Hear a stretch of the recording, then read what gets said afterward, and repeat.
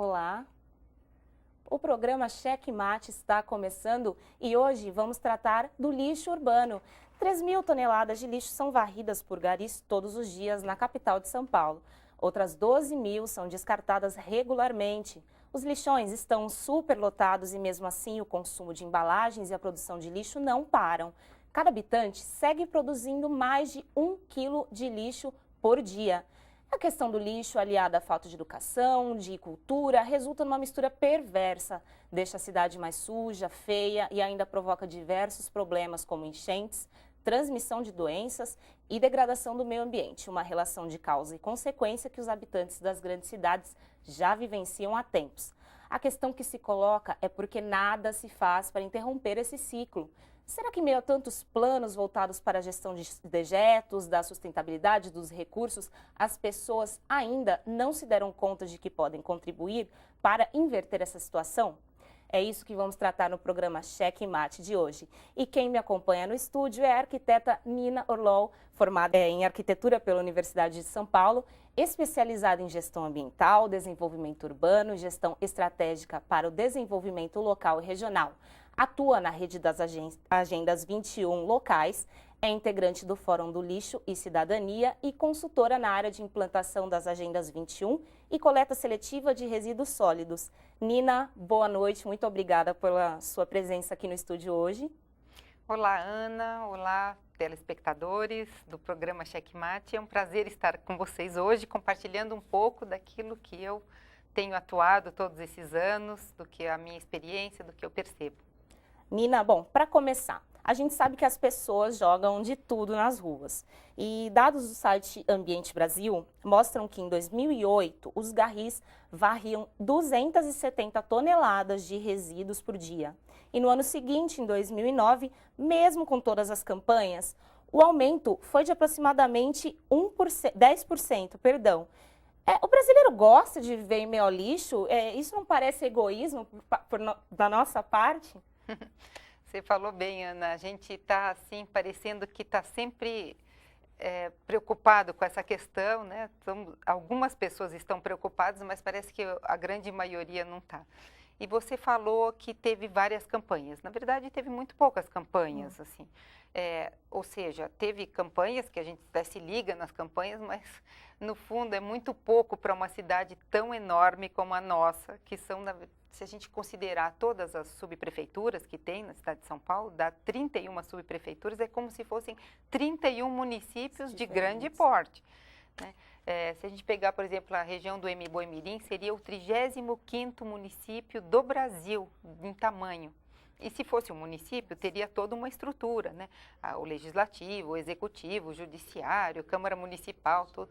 Então, assim, no fundo, o tamanho da nossa cidade também requer uma outra forma de trabalhar, de gerenciar, de ter uma gestão muito mais descentralizada e com realmente muito mais campanhas. As subprefeituras teriam que ter mais, digamos que, iniciativas, mas isso precisa partir da prefeitura central, certo? Porque hoje em dia, por exemplo, essa questão dos resíduos, ela fica muito centralizada, apesar da varrição ser uma responsabilidade um pouco mais regional, porém, todo o gerenciamento, a gestão dos resíduos na cidade, que dentre aquilo que você falou, né, a gente gera mais ou menos 1 quilo de lixo por dia por pessoa. Imagino que isso dá, em termos de resíduo domiciliar, se calcula mais ou menos uns 9.700 toneladas por dia. Porque tem regiões que geram um pouco mais, tem regiões que geram um pouco menos, tem áreas nobres que geram muito mais resíduos. Então, não é só aquele lixo que a gente está vendo na rua. E na nossa casa, como é que a gente também lida com essa questão? Então, são muitos aspectos de um mesmo tema. Tem lixo tóxico, tem lixo radioativo, tem lixo hospitalar. Então, cada tipo de resíduo, ele deve ser tratado de uma forma diferente. Porém, a coleta seletiva tem que ser a base inicial para toda essa temática. Bom, você tocou na questão do lixo domiciliar e eu tenho uma pergunta sobre lixo domiciliar, que segundo dados da prefeitura, a cidade gera 15.000 toneladas de lixo diariamente, você citou esse dado. Isso inclui resíduos domiciliares, restos de feira que a gente vê que que deixa a rua muito suja, cheirando muito mal, são podas, entulhos, entre outras coisas. Porém, a maior parte do lixo é domiciliar, é o que a gente produz em casa. O que pode ser feito em caso que você, o pessoal aqui do estúdio, pode fazer para diminuir, para o impacto para a cidade não seja tão grande, que ajude a cidade a se livrar desse lixo? Bom, primeiro que essa questão é de responsabilidade de políticas públicas que envolvam realmente o cidadão. E, com isso, também tem um outro lado da questão que particularmente defendo e faço parte do Fórum Lixo e Cidadania, então a gente trabalha muito com essa questão de geração de trabalho e renda com essa matéria-prima, que é chamado lixo, que no fim vai virar matéria-prima para alguma outra produção de outros objetos, outros materiais, volta para a cadeia produtiva.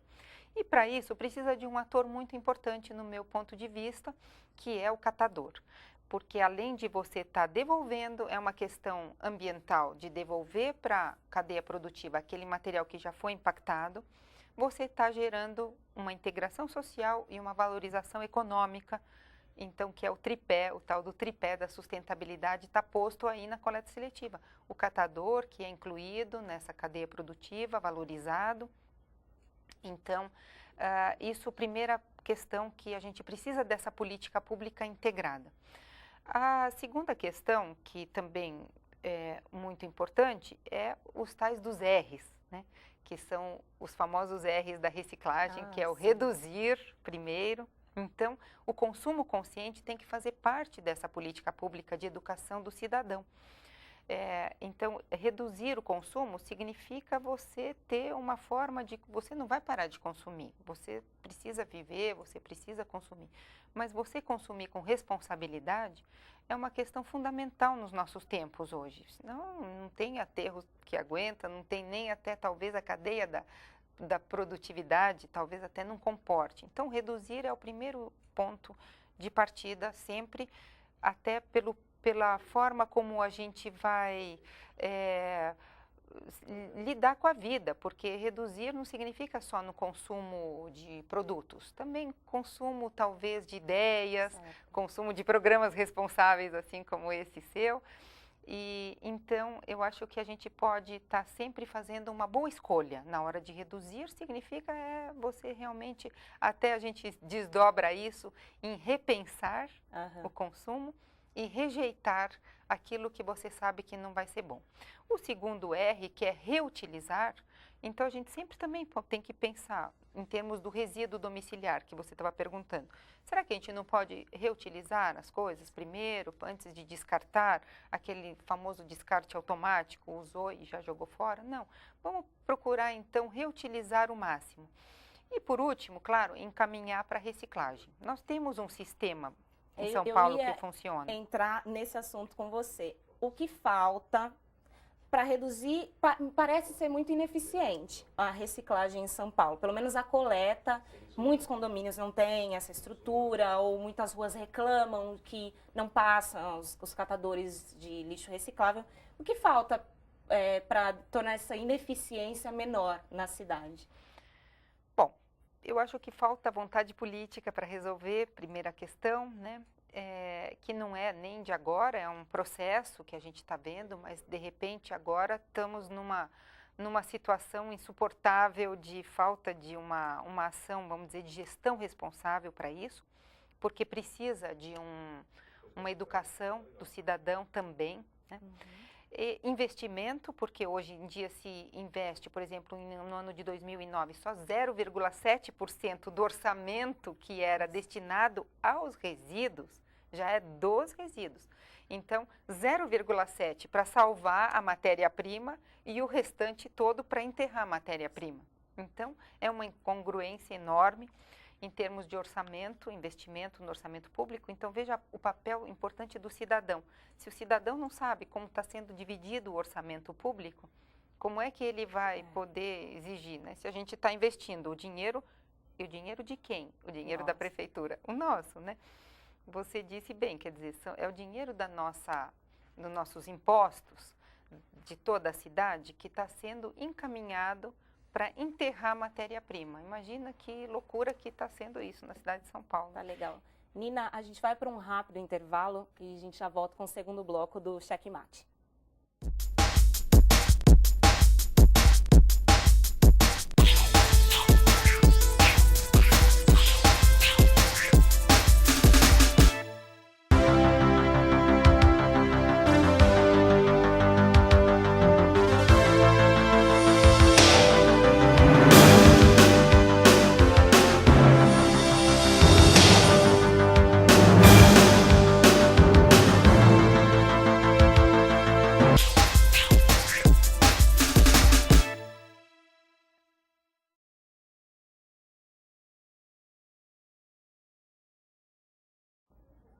Estamos de volta com o programa Checkmate de hoje, que está falando sobre lixo urbano. Temos aqui Nina Orlol, que é uma arquiteta que trabalha com lixo. Estávamos falando no final do primeiro bloco sobre reciclagem. Vou continuar nesse assunto com você agora sobre pessoal. Na coleta de lixo de recicláveis, eu vejo poucas pessoas especialmente voltadas para reciclagem, para coleta de resíduos secos, separados.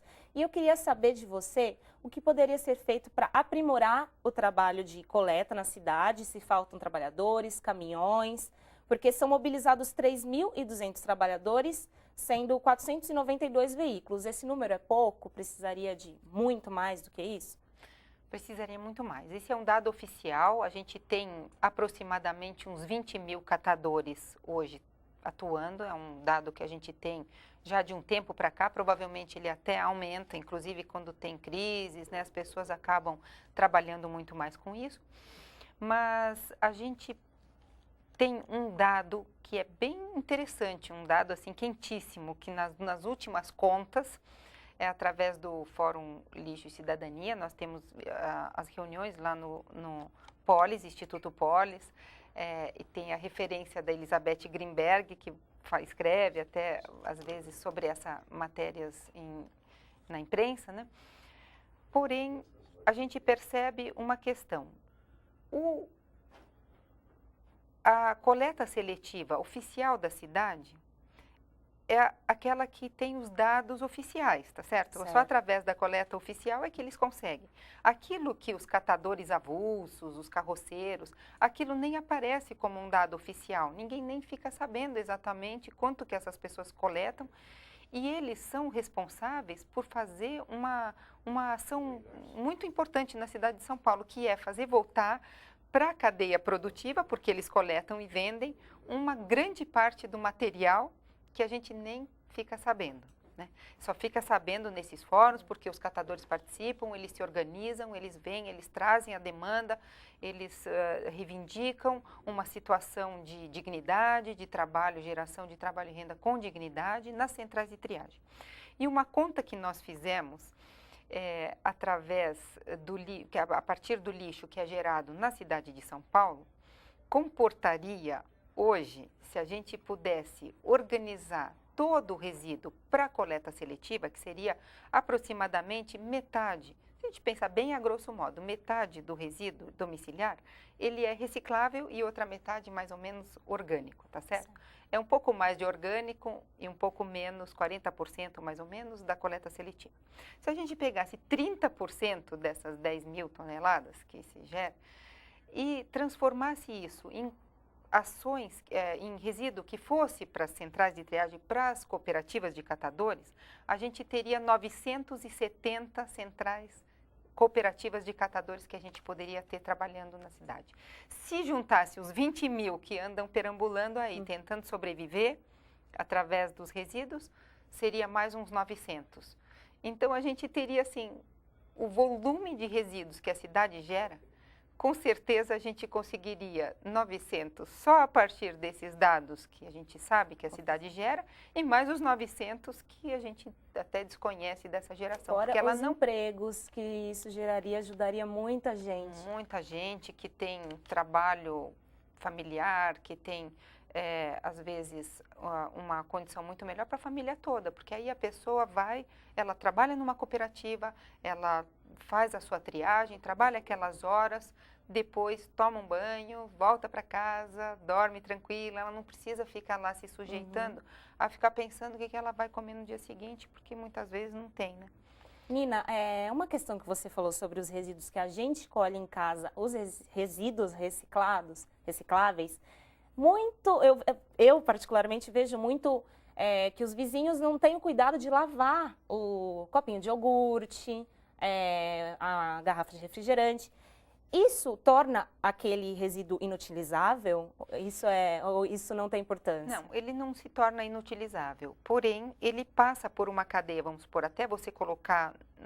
Primeira questão, você precisa só dividir em 2 lixos, né? Então, você tem 2 cestos, vamos dizer assim, na sua casa, e os telespectadores têm que agora seguir daqui para frente, e a turma aqui do programa também vai ter que entrar nessa onda. Tem aqui um que vamos dizer, não serve absolutamente para nada, que a gente não tem ainda, provavelmente ainda não tem um destino correto para aquele lixinho. Tem os recicláveis, que a gente quer, isso que você está falando, que teria que estar limpinho, porque ele vai ficar um tempinho lá na sua casa, até o caminhão passar, ou até o catador passar, que você tem até, às vezes, uma fidelização ali com algum catador da rua, que você já conhece, que você quer dar uma força. Ou então com o próprio caminhão da prefeitura, que na maior parte das ruas da cidade de São Paulo, elas são cobertas por um caminhão da coleta seletiva, uma vez por semana.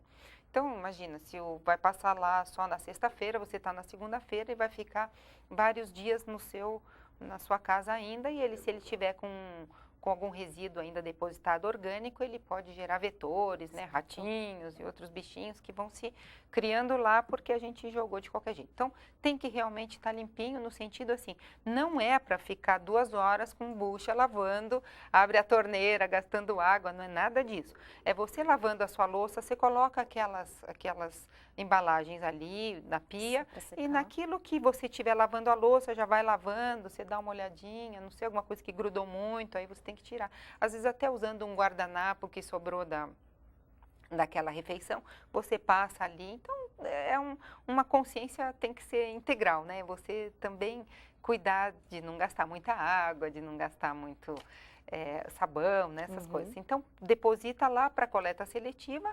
E tem também os resíduos orgânicos, que a gente tem bastante também, as cascas, que se a gente não puder fazer o aproveitamento integral dos alimentos, que também a gente defende muito, né? A questão de que você possa utilizar também, muitas vezes, as cascas para outros alimentos que você pode produzir, que às vezes a gente desperdiça. Então, para que... se por acaso é uma casca que nós não vamos aproveitar definitivamente, ela pode também ir para a reciclagem, que é a compostagem. Bom, algo que realmente não é reutilizado, a gente pode ver em empresas, até às vezes aqui na universidade, a gente precisa assumir, é a reciclagem de papel, uso de rascunhos, dá para ser utilizado e muitas vezes não é utilizado. O Brasil produz cerca de 224 mil toneladas de papéis usados para impressão e para escrita. E apenas 37% desses papéis, que são usados principalmente nos escritórios, são efetivamente reciclados. Sabendo dos benefícios da reciclagem, o que falta para uma empresa adotar um simples método de reciclar o papel, utilizar como rascunho ou picar e mandar para reciclagem, Nina? Bom, primeiro essa gestão responsável que tem que olhar, cuidar dos seus resíduos como um todo. E o papel normalmente é o grosso de uma empresa ou de uma universidade. Normalmente o resíduo que se gera é comumente o papel. Então, bom, eu faço parte também do movimento Nossa São Paulo, que está lançando um GT Empresas, um grupo de trabalho que as empresas podem, inclusive o Instituto Ethos, que está encabeçando, haverá um evento do Instituto Ethos, onde as empresas estão convidadas para elas refletirem na sustentabilidade e assim como essa proposta, tem várias outras, a gente tem esse olhar de responsabilidade. Então, primeiro, é óbvio, aquele primeiro R, reduzir. Será que a gente precisa tanto papel assim? Será que a gente precisa imprimir tudo isso, aqueles relatórios? Vamos tentar usar mais o digital ali, ou então até pensar no segundo R daí, ou a questão de reutilizar. Então, usou de um lado, usar de outro, não amassar, por exemplo. Quando a gente amassa o papel e joga ele amassado, ele reduz o valor de venda depois. Então, cuidando disso, você ter ali uma caixinha onde você coloca. Ele tem um lado branco e o outro pronto, já vamos fazer bloquinho, vamos levar, fazer disso uma ação social da universidade, da empresa, levar para algum lugar, para alguma escola que precisa, até crianças pequenas que às vezes para fazer desenho, para aprender, não tem condições de às vezes comprar cadernos, vão estar reutilizando esses papéis que estão sendo disponibilizados. A outra, então, é claro que mandar para uma reciclagem, sem dúvida nenhuma, e eu defendo sempre com a inclusão dos catadores. Então, pegar uma central de triagem, liga lá para a cooperativa e o pessoal tem caminhões, vem buscar, faz uma forma organizada, e isso não é difícil. Para a gente encerrar a nossa conversa aqui, eu queria saber, a gente tem várias leis na cidade, são tantas que nem daria para discutir aqui no programa, e a gente vê que elas mal funcionam, mesmo com multas, quando são aplicadas. Mas eu queria saber que recado você deixa para os nossos telespectadores, como a gente pode começar a mudar e ajudar o meio ambiente e a cidade a ser mais limpa. Prestar atenção no nosso comportamento, prestar atenção para, obviamente, não jogar lixo por aí, jogar sempre no cestinho. E aí, quem já começa com a coleta seletiva já não consegue mais jogar um pedacinho de papel num lixo comum. E aí, incentivar a coleta seletiva, incentivar a geração de trabalho e renda disso, fazer com que realmente essa matéria-prima volte para a cadeia produtiva. Tem um fantasma aí da incineração rodando, que a gente é contra. Nada de incineração, é fazer realmente essa matéria-prima voltar. Aqui tem um copinho, que é justamente esse que eu carrego aqui presinho na bolsa. Que aqui tem o movimento Nós Podemos, os objetivos do milênio, aqui o 7º, nós firmamos esse compromisso com o meio ambiente, estamos cumprindo, e cada um de nós tem que ser cidadão para cumprir também, contribuir com isso. E na casa da gente tem isso, uma coleta seletiva, de preferência uma compostagem, quem sabe um minhocário, eu defendo isso. E também divulgar isso para as outras pessoas, conversar, assim como vocês, parabéns nesse programa, Jornalismo Responsável é isso, levar a informação boa para todos os cidadãos. Nina, muito obrigada pela sua presença aqui no estúdio, espero que tenha sido muito esclarecedor para quem está assistindo o nosso programa e que as pessoas coloquem em prática o que a gente aprendeu aqui hoje.